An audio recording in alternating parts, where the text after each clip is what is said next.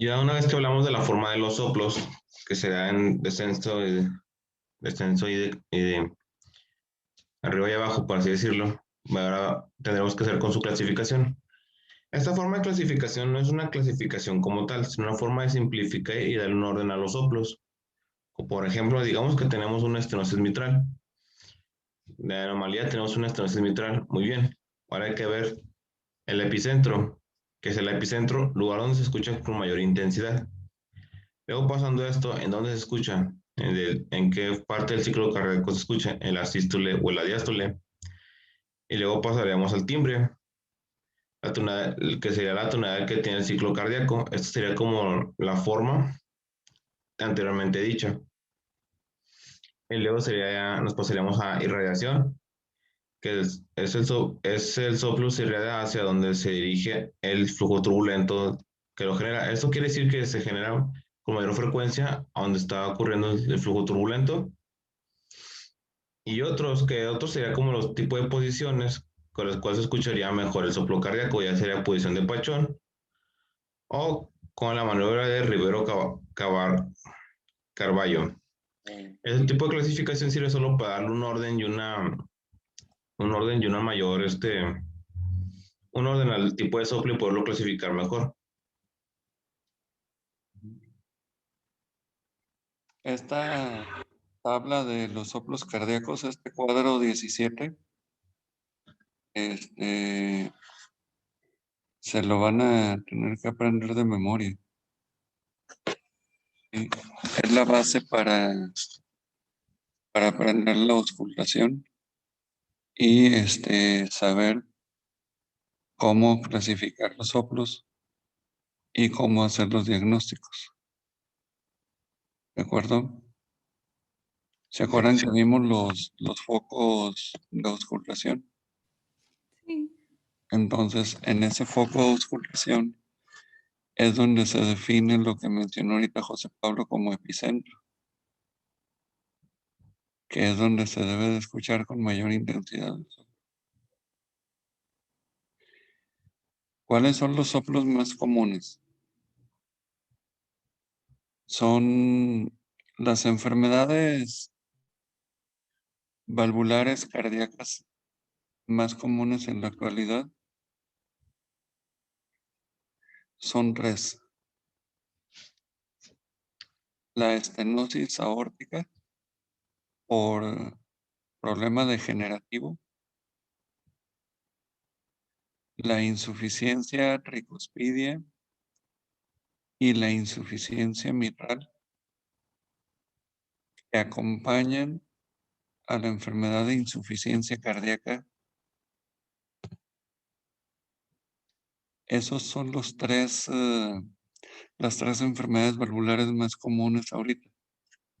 Por lo tanto, son los soplos que necesito que se aprendan con mayor, más soltura, o sea, que aprendan muy bien dónde se localiza, dónde es su epicentro, dónde son sus irradiaciones. ¿De acuerdo? Doctor, ¿puede volver a decir las enfermedades, por favor? Sí. Estenosis aórtica degenerativa, insuficiencia tricuspidia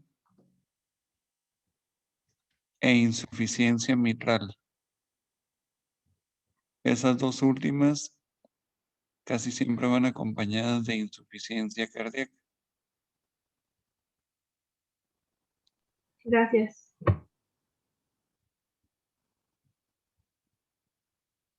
Les comentaba que hasta hace a lo mejor unos 15 o 20 años,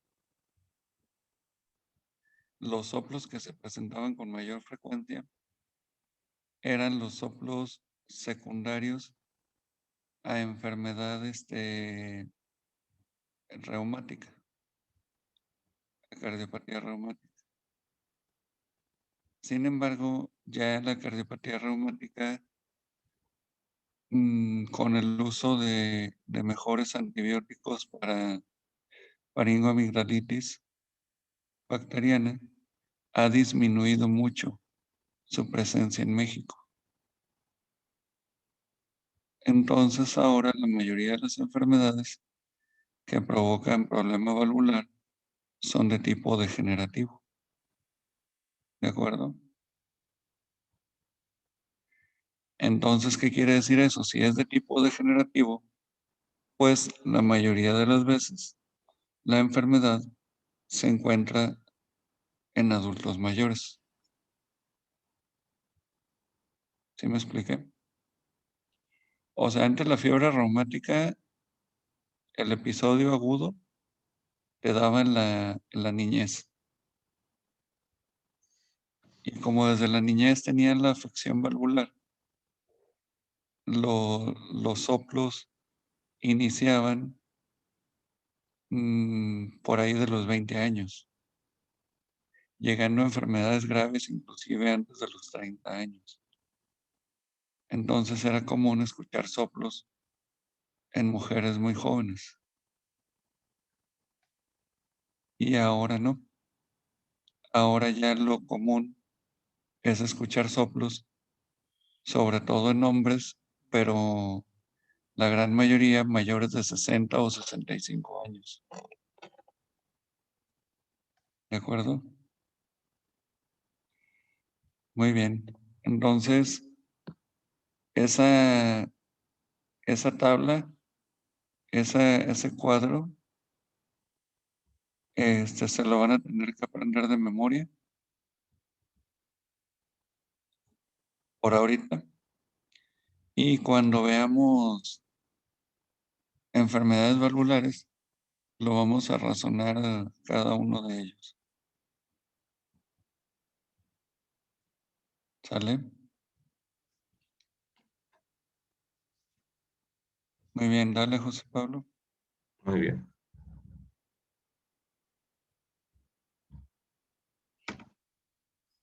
Muy bien. Anteriormente hemos hablado de soplos patológicos y no patológicos. Ahora hablaremos de los no patológicos. O mejor conocidos como los soplos inocentes. Esto se da principalmente en infantes y en adolescentes después de hacer ejercicios. Por eso se recomienda que la auscultación se haga con un ambiente tranquilo y relajados y de preferencia sentados. Esto es muy común en recién nacidos. Alrededor del 80% de ellos lo padecen y no es una forma de alarma, o sea que no deberíamos preocuparnos. Pero para no preocuparnos, los soplos no patológicos tienen criterios. Esos deben tener ausencia de todo. Y esto me refiero de manifestaciones clínicas, radiológicas, electrocardiográficas y ecocardiográficas. Para ser considerado un soplo inocente o no patológico, debe cumplir con que no debe manifestarse de ninguna forma y que desaparezca con el tiempo.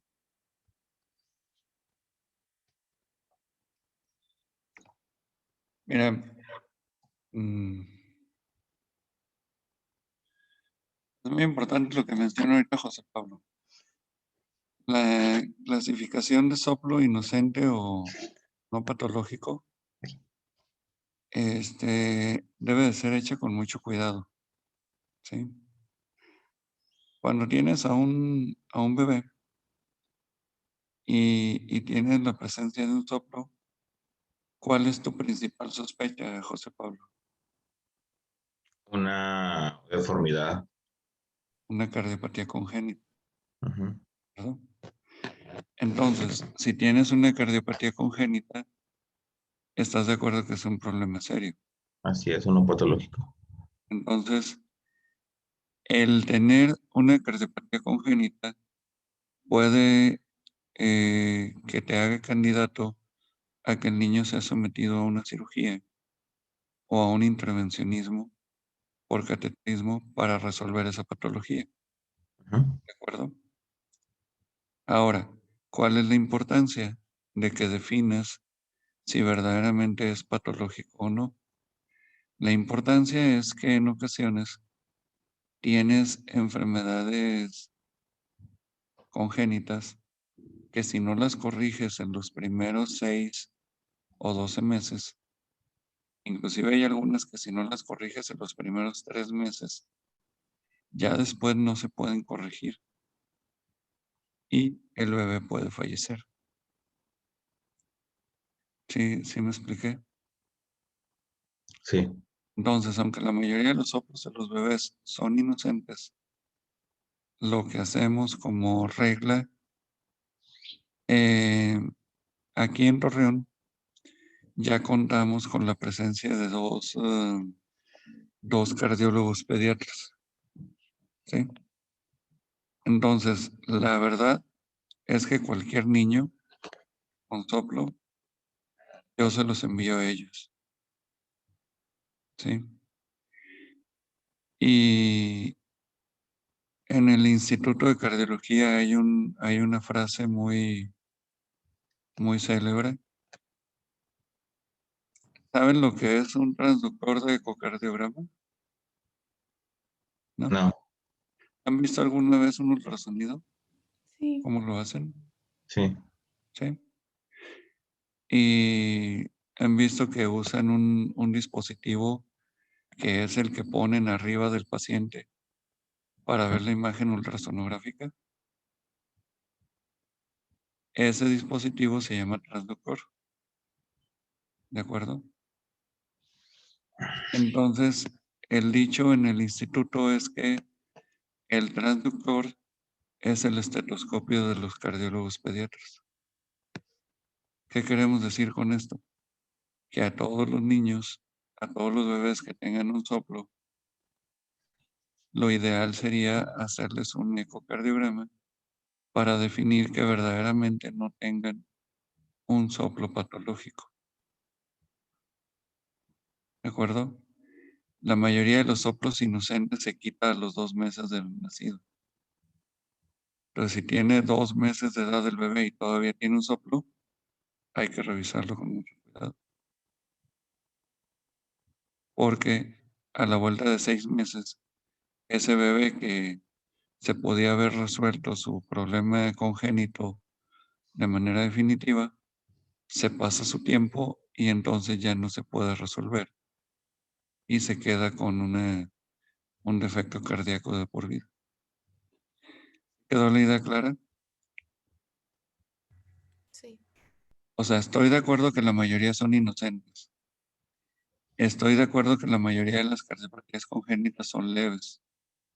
Pero si les llega a tocar a un niño con una cardiopatía grave y por pensar que es un soplo inocente no se opera, simplemente con eso lo condenaron a vivir así toda su vida o inclusive a tener una sobrevida muy limitada.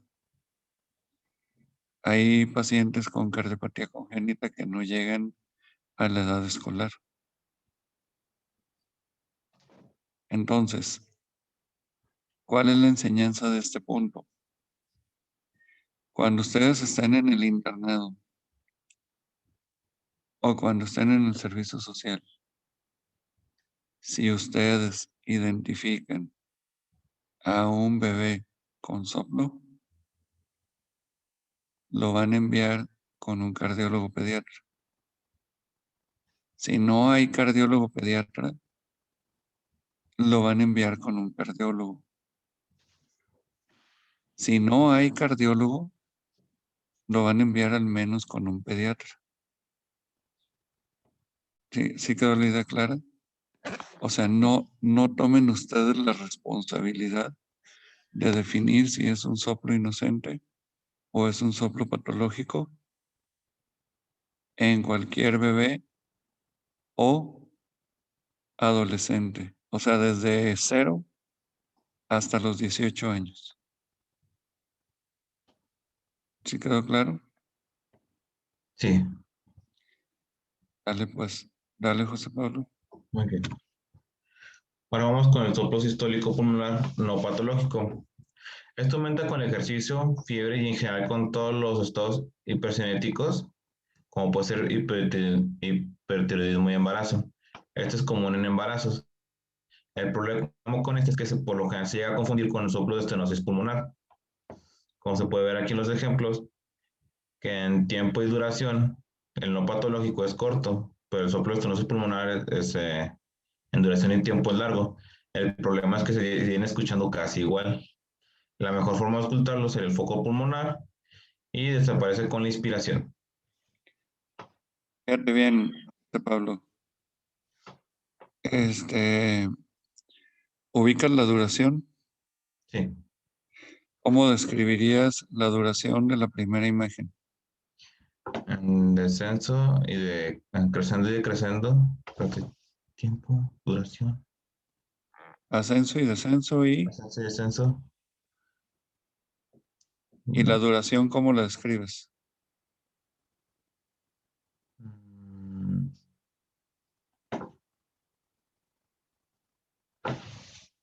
Bueno, ¿estás de acuerdo que es sistólico para empezar, no? ujú. Sí, A ver, histórico. chicos, ayúdenle a José Pablo, ¿cómo describen la duración de la primera imagen?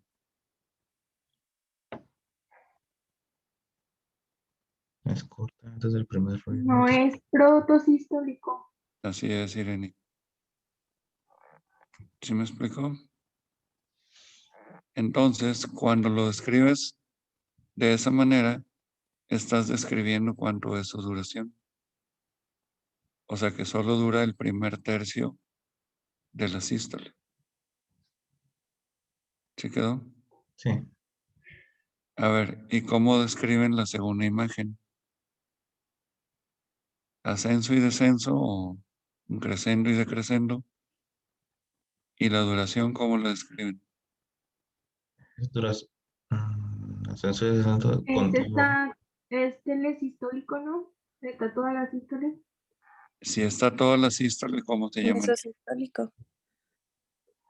No, Telesistólico, no. ¿no? Se llama continuo, ¿no? Cuando ocupa de los dos. No, continuo sería que ocupara sístole y diástole de manera continua. Por eso se llama continuo. Pues es sistólico nada más, ¿no? Holosistólico.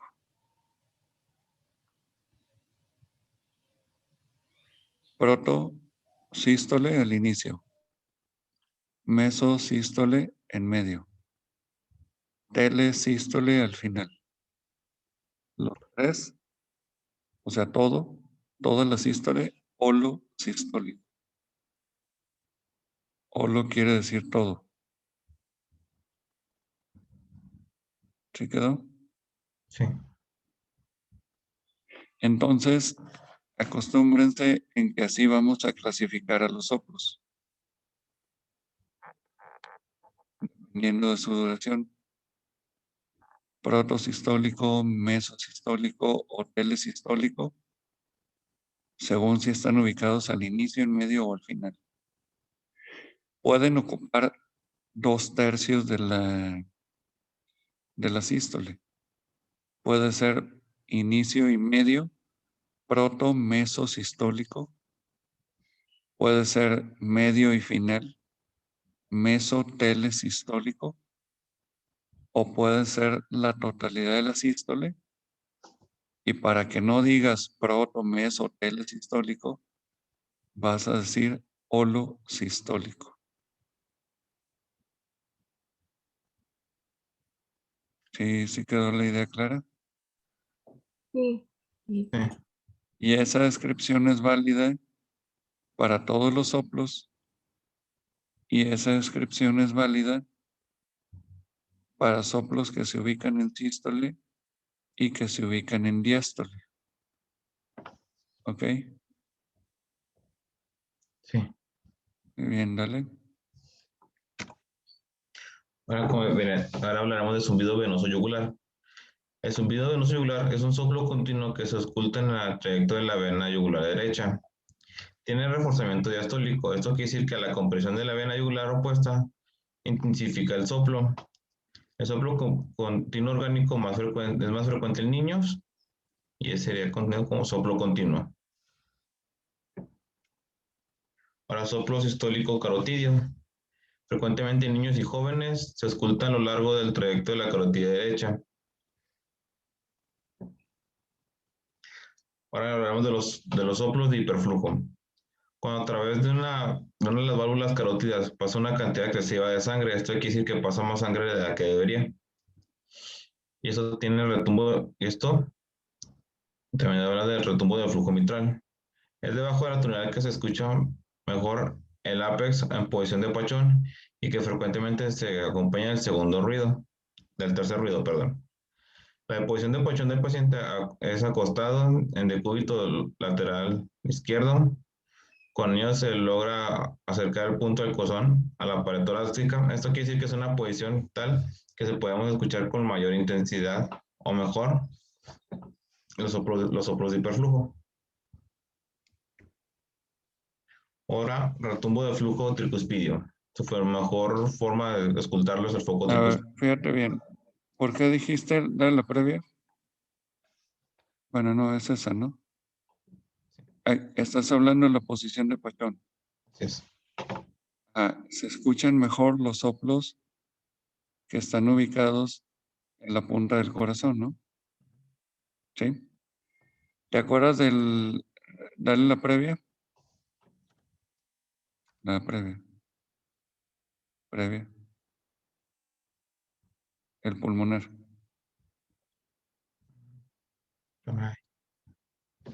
Ese. ¿Qué posición harías para que se escuchara mejor? Posición de pachón, ¿no? Ese acostadito. No, el pulmonar. No, sería sentado con un poco hacia enfrente y que expirara todo. O sea, es sentado, inclinado hacia el frente. Así es. ¿Sí? Ahora, ¿qué tan inclinado hacia el frente?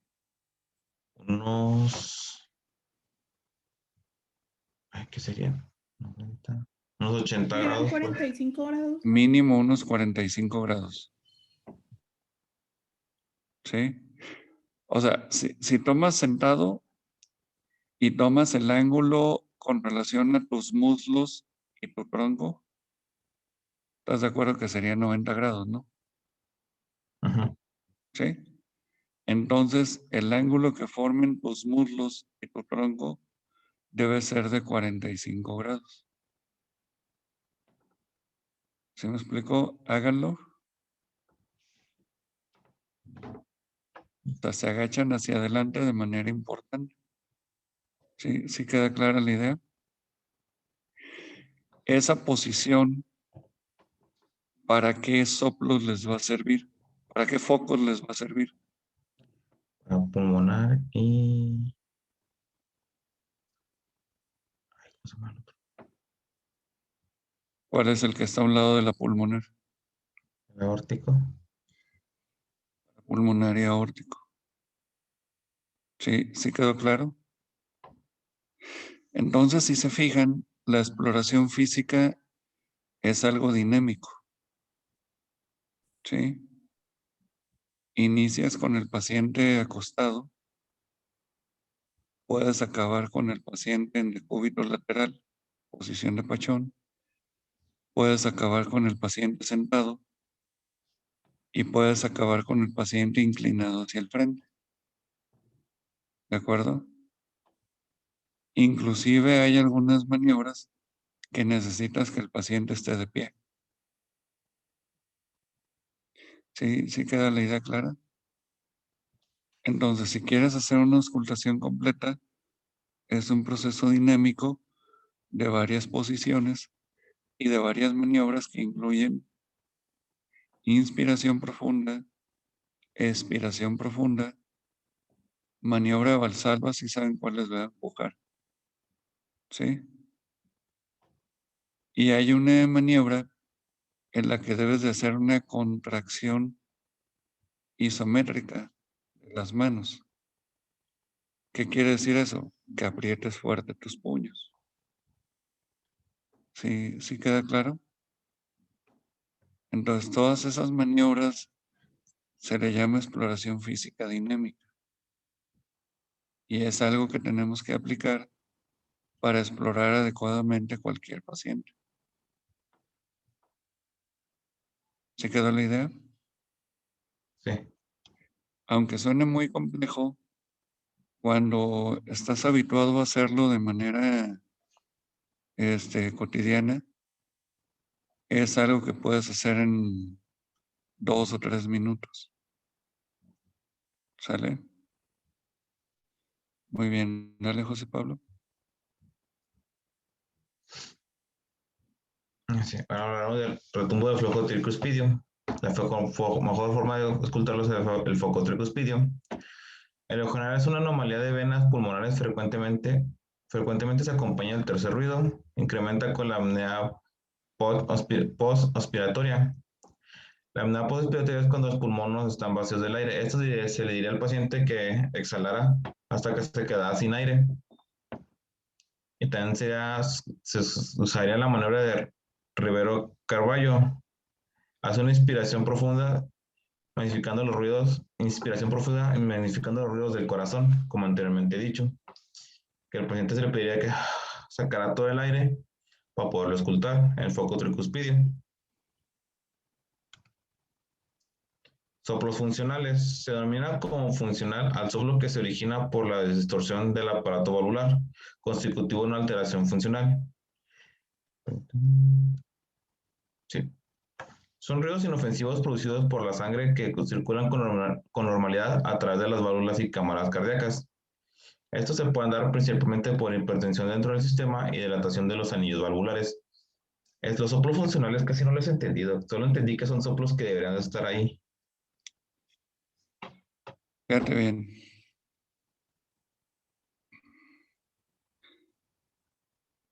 Se le llama soplos funcionales porque ahora sí, ya demostraste que el corazón está bien. ¿Sí? Y que estructuralmente no hay ningún problema. Entonces, ¿por qué son funcionales? Porque la función cardíaca te provoca los soplos. Un ejemplo de esos,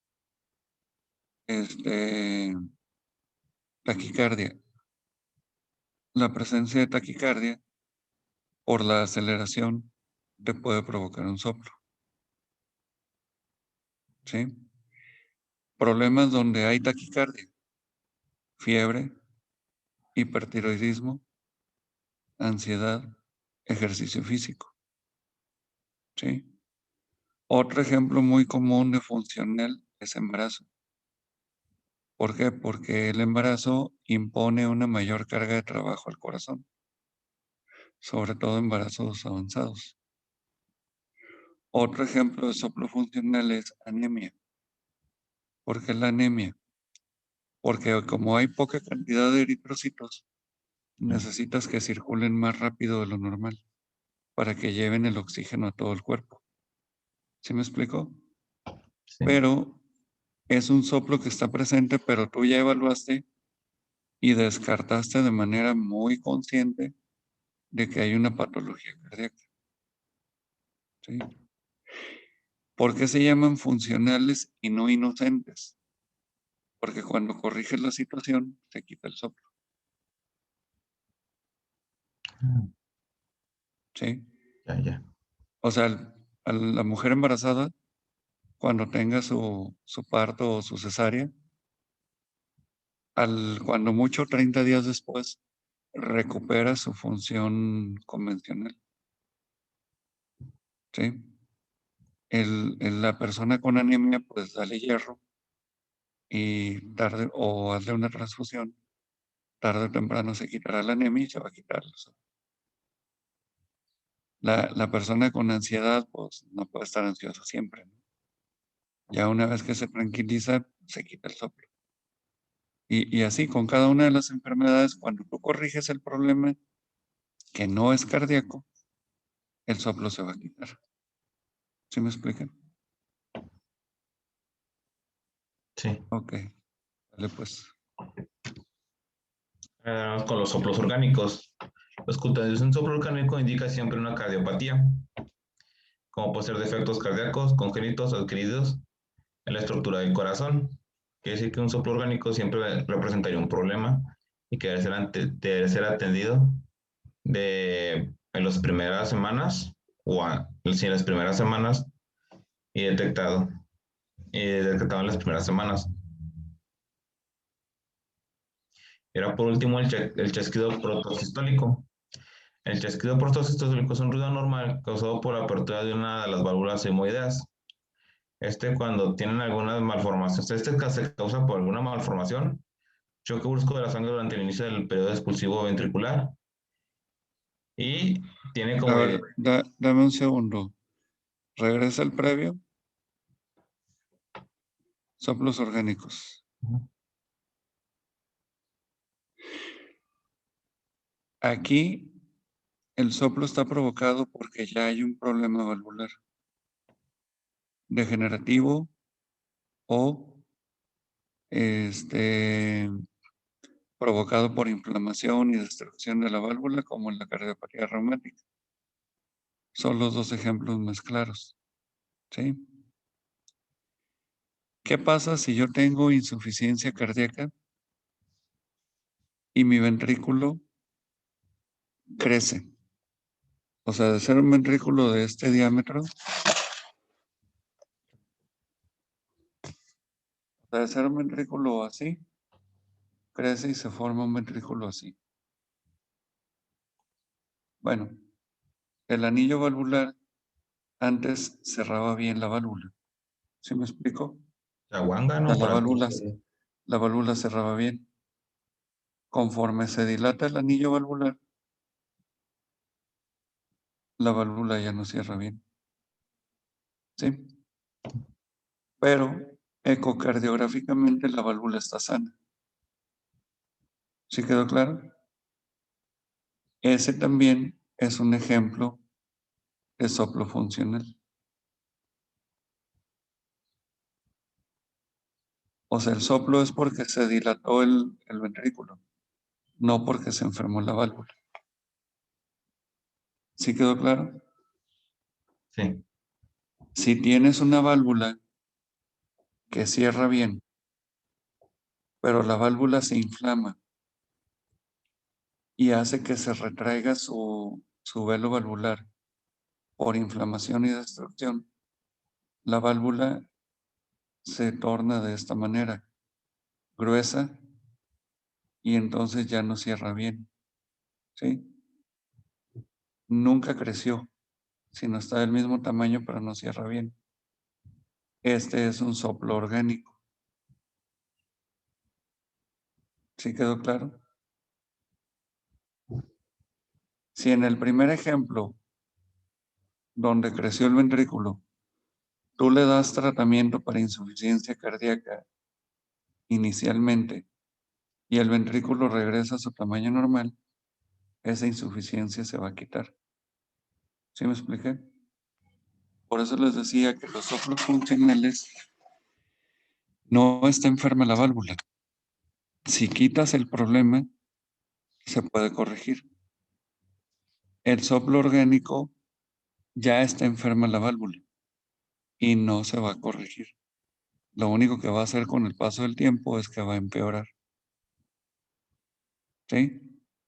Ahora, por definición, los soplos funcionales solo pueden producir insuficiencia por dilatación. ¿Sí me explico?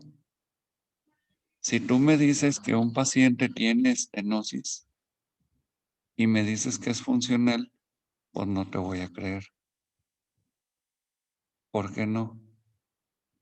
Porque si tiene estenosis de la válvula, es porque la válvula ya está alterada. ¿Sí quedó la idea clara? Entonces, todo soplo que implique estenosis es orgánico. Si el soplo implica insuficiencia, hay que hacer el diagnóstico diferencial entre si es funcional o orgánico. Y volvemos a lo mismo que con los bebés, ¿verdad? ¿Cómo se hace esa diferenciación de manera muy, muy específica? Con el ecocardiograma. ¿De acuerdo? A ver si quedó claro estos dos términos que mencionó ahorita José Pablo, funcional y orgánico. Sí. ¿Sí? Para todos. Ok, continúa José Pablo. Bien.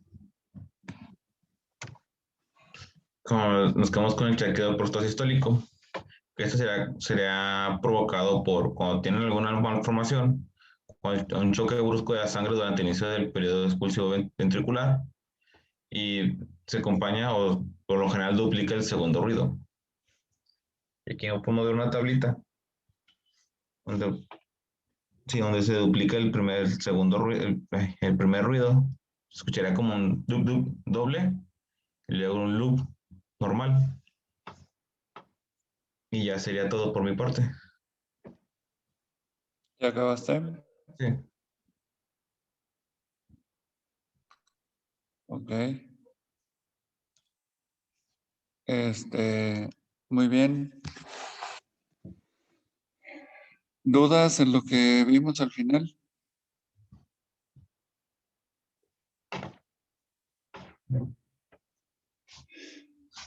Apréndanse la tabla de los soplos de supermemoria, ¿eh? Ese cuadrito 17, ¿de acuerdo? O sea, después de su nombre, domicilio, teléfono, lo siguiente que se deben de saber es ese cuadrito. Digo, si saben cómo se llama, ¿no?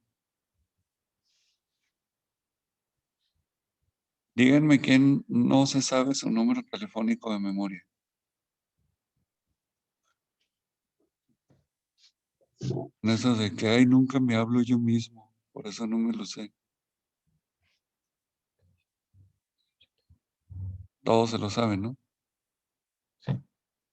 Entonces, nombre, fecha de nacimiento, domicilio, teléfono y lo siguiente es el cuadro que se deben de aprender. ¿Ok? Sale pues. Pues ya nos vemos en la tarde, ¿no? A las 5. Sí, ¿Quién sigue con clase? Pedro, creo. Pedro. ¿Y dónde anda Pedro? ¿Anda oficiando misa o qué onda?